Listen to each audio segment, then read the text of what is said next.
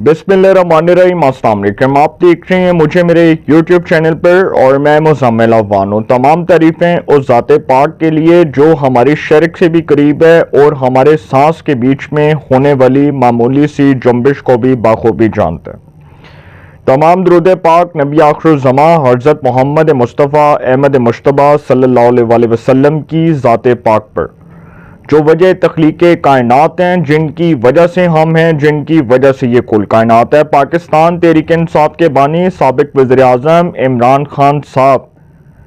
के हवाले से खबर ये है कि पाकिस्तान तहरीक इंसाफ ने हुकूमत और बिलखसूस वज़ीर आज़म शहबाज शरीफ साहब के ख़िलाफ़ अदालत उज़्मा में तौहीन अदालत की दरख्वास्त दायर कर दी है। कंटेम्प्ट ऑफ कोर्ट की दरख्वास्त दायर कर दी है कि अदालती एहकामात पर अमल दरामद करवाने के हवाले से वफाकी हुकूमत जो है वो संजीदा नहीं है। वफाकी हुकूमत ने अदालत का हुक्म नहीं माना, अदालत का हुक्म तस्लीम नहीं किया, लिहाजा वज़ीर आज़म को डिस्क्वालीफाई किया जाए, वज़ीर आज़म को नाअहल करार दिया जाए। इस हवाले से बात करूंगा। दूसरा मामला जो बड़ा इंपॉर्टेंट है, रावलपिंडी में फौज को 6 माह के लिए तलब कर लिया गया। अब कुछ लोग कह रहे हैं कि जी सायरन बज रहे हैं, वज़ीर आज़म नाअहल हो रहे हैं, रावलपिंडी में एक मार्शल लॉ की फिजा कायम होने जा रही है। और बिलखसूस वो लोग जो अब इस किस्म की बातें कर रहे हैं वो बिल्कुल उसी जानिब इशारा कर रहे हैं जब 1999 का एक मिलिट्री coup हुआ था। नवाज शरीफ साहब वज़ीर आज़म थे और उस वक्त परवेज़ मुशर्रफ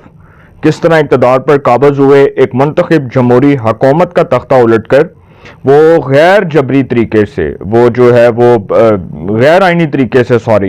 और जबरी तौर पर ज़बरदस्ती वो इक़्तिदार पर काबिज़ हुए। और उसके बाद फिर जिस तरह उन्होंने इक़्तिदार का पांसा पलटा, नवाज शरीफ साहब के इक़्तिदार का पांसा पलटा, और फिर वो 1999 से लेकर 2007 तक जिस तरह वो ज़बरदस्ती इक़्तिदार पर मुसल्लत रहे, और पाकिस्तान की जमहूरियत का जो है सर्वाइवल तो दफन हो चुका था ना, क्योंकि जो 2002 के आम इंतखाबात थे वो परवेज़ मुशर्रफ की नर्सरी के नीचे हुए थे। और फिर वही परवेज़ मुशर्रफ ने काफ लीग पैट्रियाट की बुनियाद रखी थी 2002 में, जब तमाम जितने भी लोटे सियासतदान थे उनको काफ लीग पैट्रियाट की नर्सरी में शामिल किया गया और काफ लीग एक जमात बनाई गई जिसका नाम था पाकिस्तान मुस्लिम लीग कायदे आज़म, और उसको परवेज़ मुशर्रफ लीड कर रहे थे चौधरी बरादरान के साथ। तो अब खैर ये फिजा कायम की जा रही है कि जी रावलपिंडी के अंदर माशाल्लाह लगने जा रहा है, और इस वक्त जो एटमॉस्फेयर है वो बिल्कुल भी साजगार नहीं है। जमहूरियत के दरवाजे हर तरफ से बंद होते नजर आ रहे हैं और लग रहा है कि शायद जमहूरियत हमेशा के लिए ख़त्म हो जाएगी और मार्शल लॉ का सायरन बजेगा और हर तरफ मार्शल लॉ की फिजा कायम होगी। ये बातें कौन कर रहे हैं? देखें, रावलपिंडी के अंदर वफाकी हुकूमत ने आइन के आर्टिकल 245 के तहत फौज को 6 माह के लिए तलब किया है, और अमन व अमान की सूरत हाल को बरकरार रखने के हवाले से जो जस्टिफिकेशन है हुकूमत की, जो उनकी रीज़न है, जो हुकूमत ने वजूहात बताई हैं कि किस हवाले से फौज को तलब किया जा रहा है, कि वफाकी हुकूमत ने आइन के आर्टिकल 245 के तहत अमन व अमान की सूरत हाल को बरकरार रखने के लिए 6 माह के लिए रावलपिंडी में फौज को तलब किया। अब ये कोई इतनी बड़ी खबर नहीं है, लेकिन कुछ लोगों ने इसलिए इसको मफरूज़ों के तौर पर झड़ना शुरू कर दिया कि देखो जी रावलपिंडी के अंदर एक मार्शल लॉ की फिजा है और हर तरफ मार्शल लॉ के सायरन बज रहे हैं, लोग परेशान हैं, लोग समझते हैं कि शायद रावलपिंडी में मार्शल लॉ लगने जा रहा है। तो इस किस्म की जो बातें करने वाले लोग हैं उनको फिर मुंह की खाना पड़ेगी, और हुकूमत को जो रात को देखते हैं कि जी हुकूमत सुबह ख़त्म हो जाएगी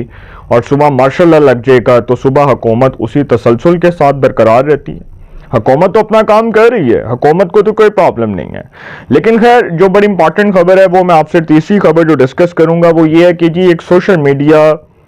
पर एक ऐसी शख्सियत जो शीमेल है, ख्वाजा सरा हैं, उनकी आजकल एक वीडियो मेरी नज़र से गुजरी और मैं देख रहा था, और फिर उन्होंने बड़ी पजीराई हासिल की। और इस किस्म के लोग सोशल मीडिया पर बहुत पजीराई हासिल करते हैं कि उनका एक वीडियो क्लिप था जिसमें वो ये field marshal general Syed Asim Munir से रिक्वेस्ट कर रहे हैं कि इमरान खान साहब को रिलीफ फराहम किया जाए, उनसे रहम की अपील कर रहे हैं कि जी इमरान खान साहब जो है उनको बख्श दिया जाए और उनके केसेस ख़त्म कर दिए जाएं, और वो बहुत कमज़ोर हो चुके हैं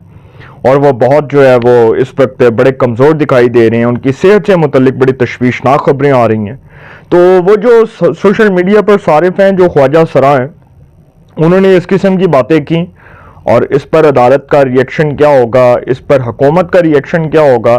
ڈیفینیٹلی عمران خان کے فیصلے پاکستان کی معزز عدالتوں سے ہونے ہیں، اور ان کو ریلیف پاکستان کی عدالتوں نے فراہم کرنا ہے، نہ تو میں نے ریلیف فراہم کرنا ہے، نہ حکومت نے ریلیف فراہم کرنا ہے۔ ایک خبر تو یہ ہے جو ختم ہو چکی ہے،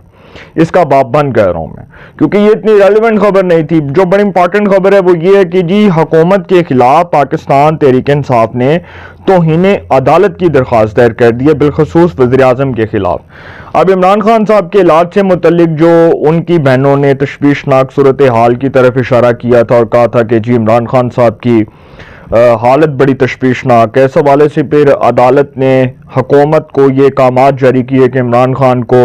الشفا اسپتال منتقل کیا جائے، اور ان کی میڈیکل رپورٹس بھی منگوائی گئیں، اور ان کی میڈیکل رپورٹس سے متعلق عدالت کا جو حکم تھا پھر حکومت نے 11th ہار میں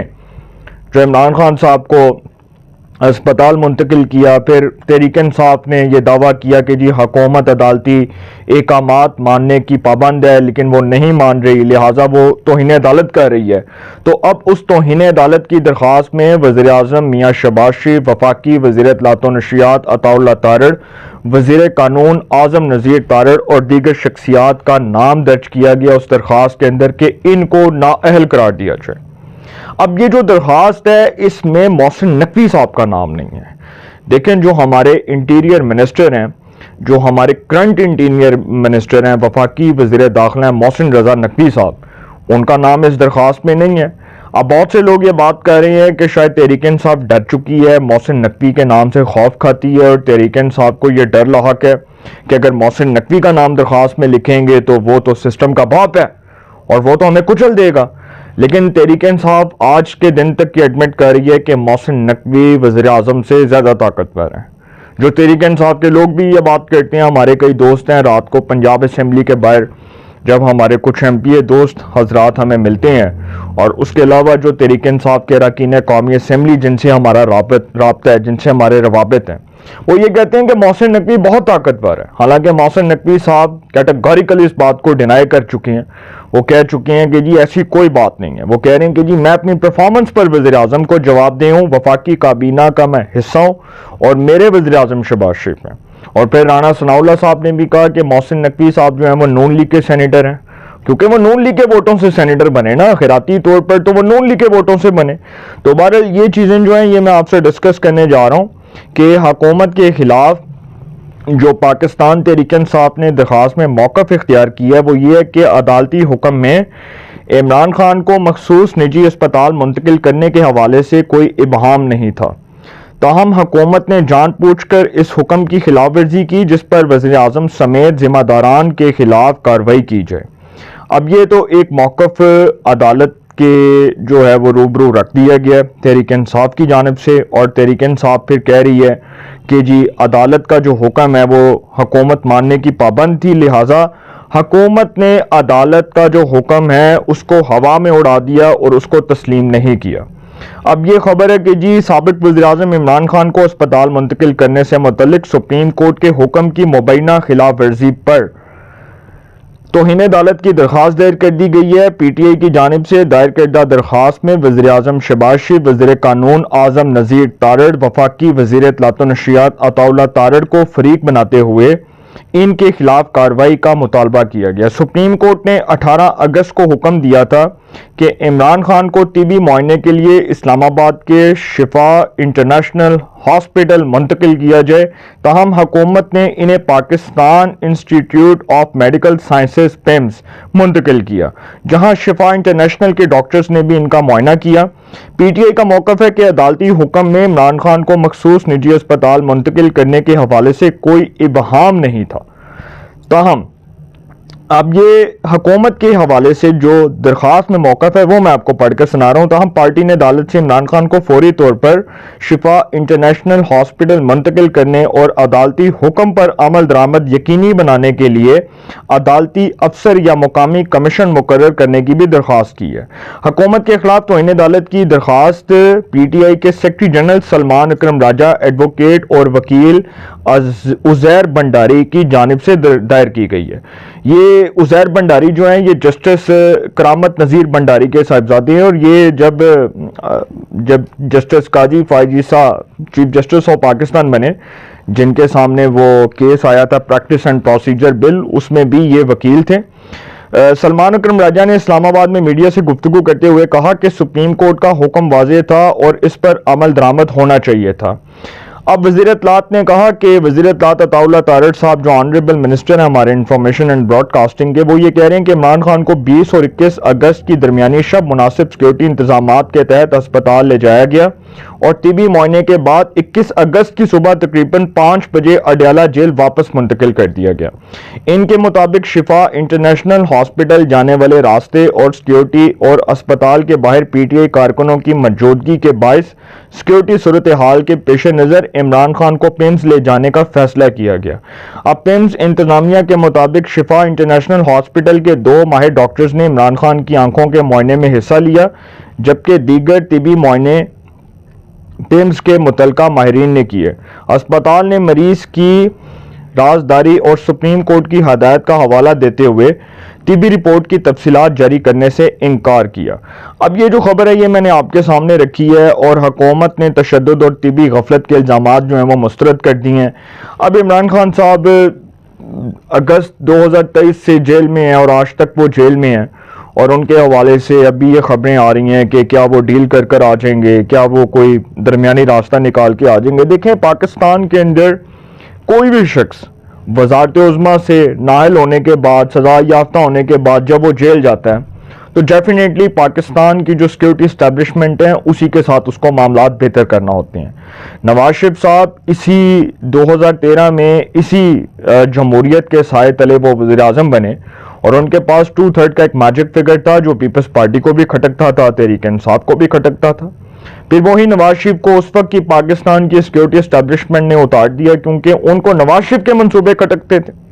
اور نواز شریف اس لیے کھٹکتا تھا کیونکہ وہ ترقی اور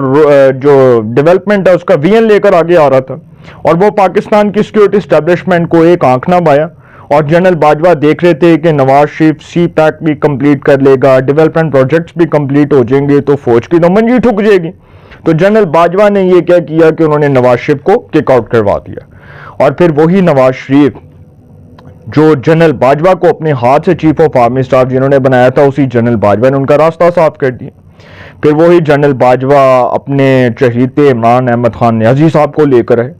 اور پھر انہی عمران احمد خان نیازی صاحب کا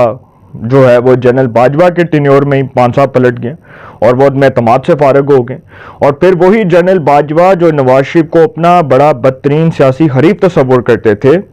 اسی جنرل باجوہ کے ٹینیور میں نواز شریف صاحب کے بھائی وزیر اعظم بنے شہباز شریف صاحب 16 ماہ کے لیے۔ تو سر پاکستان میں کچھ بھی ممکن ہے، بہرحال عمران خان کے کیسز کے فیصلے پاکستان کی معزز عدالتوں سے ہونے ہیں، اور DDISPR کا بیان جو ہے وہ بڑا کلیئر کٹ ہے کہ جو